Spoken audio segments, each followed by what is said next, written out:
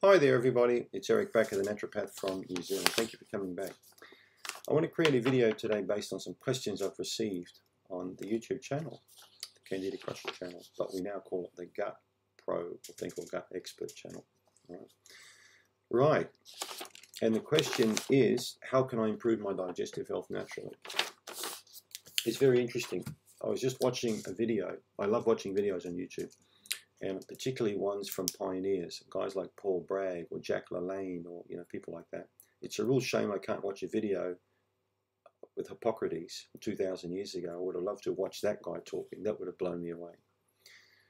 What's an interesting thing when you look at guys like Jack Lalanne, for people old enough to know this name, all right, you young people out there, you hipsters may not even know who Jack Lalanne is, all right, and Paul Bragg, people that brought apple cider vinegar to the world, people like that. I'd like you to watch Paul Bragg's video. In fact, I'm putting the link in the description box below. I really would like you to watch this video. And the reason being is Bragg was a bragger. He did brag a lot, but he was an exceptional guy in that he really believed in the power of eating healthy food. Watch how the video starts. And he says, I want to talk about the most important person in the world, you.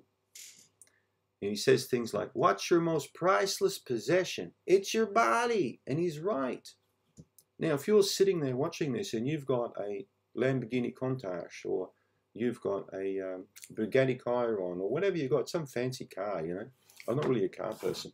Let's say one of my patients, actually, I spoke with a few weeks ago, said, I've got this beautiful, Lamborghini, this like $1 million red Lamborghini. I said, so what? What's your gut look like? Who cares about your car, Car can be crashed. Look after your digestive system more than your car, mate. You're probably going to get rid of the car in a few years, but you're probably not going to get rid of your gut in 5 or 10 years. You probably want to keep that for a long time. So the point I made with this man with the Lamborghini is the fuel, because he kept talking about how important it was to get the optimal fuel. And I said, but what about your fuel? You've got bloating and gas, and what fuel are you putting into your gut, your digestive system, your body, your most important asset?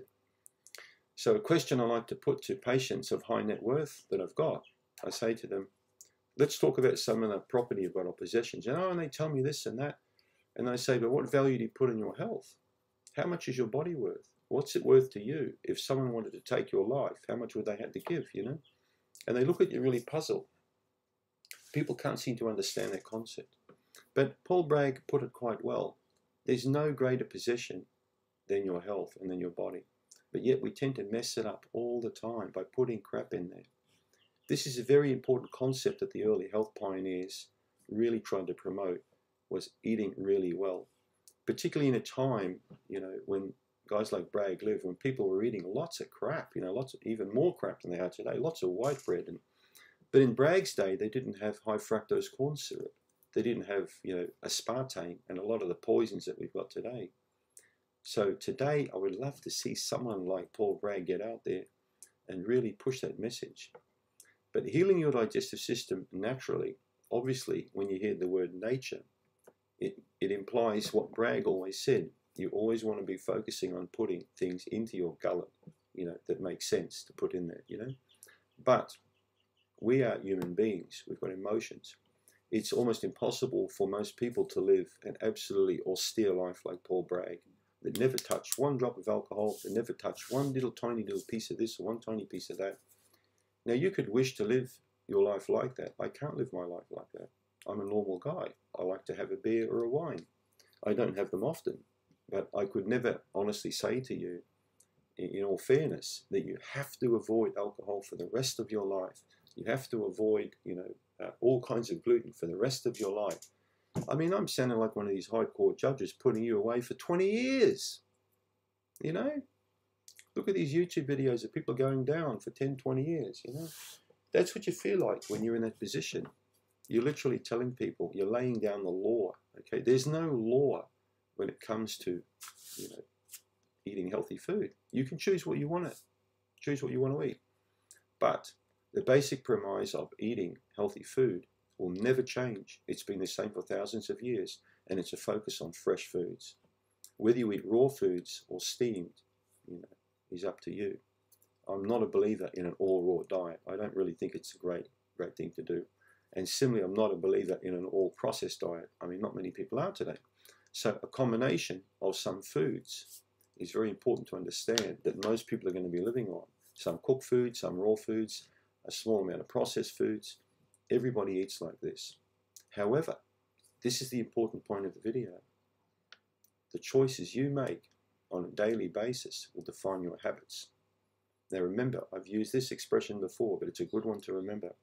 People don't create their future, they create their habits. And the habits create the future for you, for that person. All right? So it's habits. Habits will decide what you're going to eat regularly. So try and get into the habit of regularly eating really good food. And you know what good food is. But I'm not saying get into the habit of only eating good food. All right? I always believe in the 80-20 rule. 80% of what you're doing, you should be a good boy or a good girl. 20%, well, you might not be so good. All right? And out of that 20%, there could be 1%, well, we're not even going to go there, all right? But Paul Bragg was a 100% guy. You gotta live like this. If you don't like this, you're gonna die in hell and all that kind of stuff. Well, I don't talk like that to people because I actually want to get on with people and I want to have a clinic. So there's a lot of give and take. Remember the 80-20 rule and you can't go wrong. All right? And I can guarantee you this. The best health gurus I know today don't follow the advice they give to their patients. And I personally know a lot of people in the natural health business. A lot of people. I'm not going to give away names, but I can tell you now, from where I'm sitting, most of the people I know that promote real good health to their patients and that look great and robust, they don't always walk the line. All right? I know that. Don't feel bad about that because they're human beings. That's what we all are, humans. And we all like to have a little bit of that 10-20%, all right? But we know the 80% is going to give us the longevity that we desire.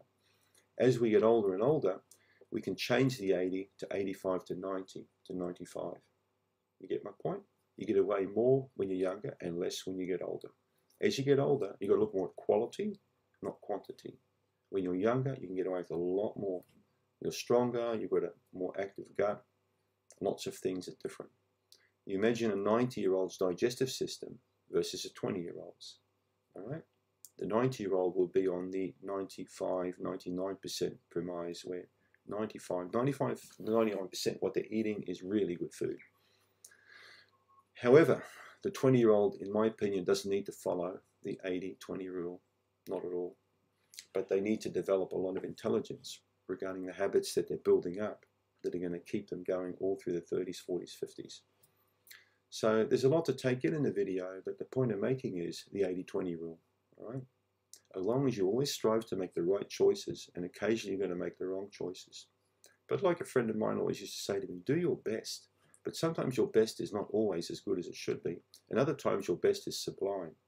And that's a good way to follow, you know, a lot of things in your life. Always try and do a really good job. And it wasn't that good, but at least you tried, all right? And don't beat yourself up if you're in that 20% category right now. Thanks for tuning in.